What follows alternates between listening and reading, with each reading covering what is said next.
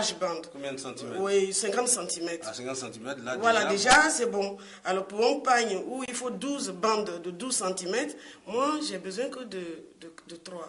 Voilà. Et c'est même encore plus large avec les 3 que le pagne. Le pagne traditionnel. C'est plus esthétique. Il y a moins de soudure, c'est souple, c'est bon, on peut le laver sans problème, ça ne déteint pas. Ça.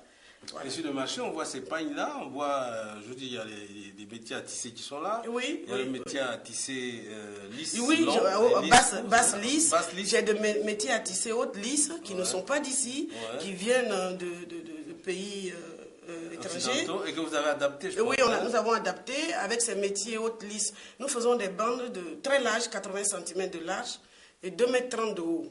Donc c'est vraiment de grands pagnes, donc je peux couper ma jupe sans avoir à souder. Mais je veux dire, dans la sous-région ou en Afrique, vous êtes peut-être la seule à non, il y a des pays où ils font des... C'est très grand, oui. Oui, très grand. Ah ouais, il y a des pays où ils ont des métiers à tisser très grands. C'est un travail difficile. Au Sénégal. Au Sénégal, par exemple. Oui, au Burkina. Pour le moment, Côte d'Ivoire, c'est vous qui avez été précurseur de tout cela. Voilà, de ce métier qui fait cette grande bande large.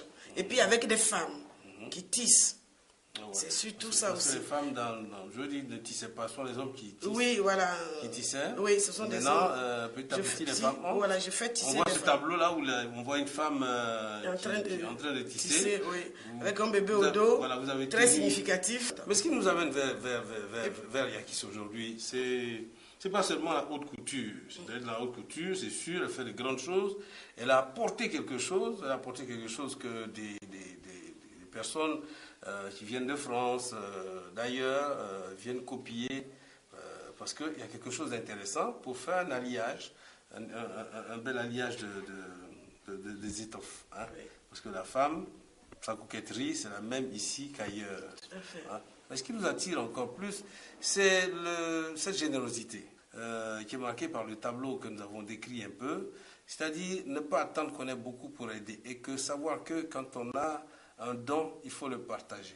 C'est pour cela que vous avez, je n'allais pas dire une école, c'est comme une fondation où vous aidez des gens et des gens qui sont parrainés.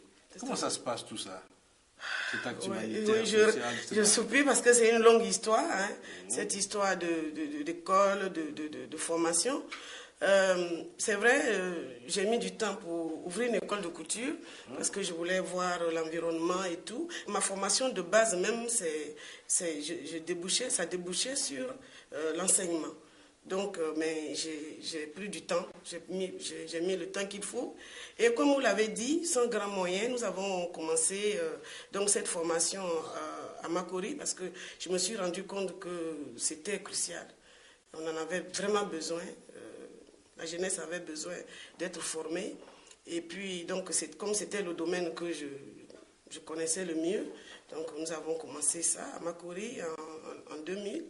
Et puis, évidemment, c'était la mauvaise période de la Côte d'Ivoire qui commençait.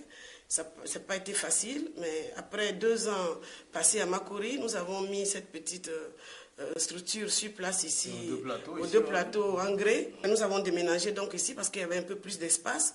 Nous avons un métier qui nous demande beaucoup d'espace. Quand j'ai commencé cette formation, que je me suis retrouvée devant vraiment des cas sociaux qui me dépassaient. Des personnes qui ont besoin de formation mais qui n'ont pas les moyens. Évidemment, pour moi, ce n'était plus une école, comme vous dites, c'était une œuvre sociale. Donc, c'était très, très dur. Et c'est comme ça que je me suis retrouvée à essayer de chercher des personnes pour prendre en charge des enfants en difficulté. Et puis, j'ai eu des personnes qui m'ont répondu, en l'occurrence, Mme Conan Ferrand, je lui disais, mais tanti, j'ai des problèmes, je me suis retrouvée devant des cas sociaux, je ne sais pas comment résoudre. Alors, elle m'a dit, Alice, si tu veux, je peux prendre un enfant en charge. Je dis, ah. Et puis, aussitôt dit, aussitôt fait. Le lendemain, elle me dit, tu me donnes le montant. Quand c'est comme ça, quelqu'un veut aider, moi, je prends une partie. Donc, je lui communique le montant, elle me fait le chèque pour l'année. Je dis, mais tu veux voir la personne? Parce que j'avais plusieurs listes. Elle me dit, non, tu donnes celle qui a le plus besoin. Peu importe, l'essentiel que ça serve à quelqu'un, je n'ai pas besoin de la connaître. Et c'est comme ça que j'ai attribué à une des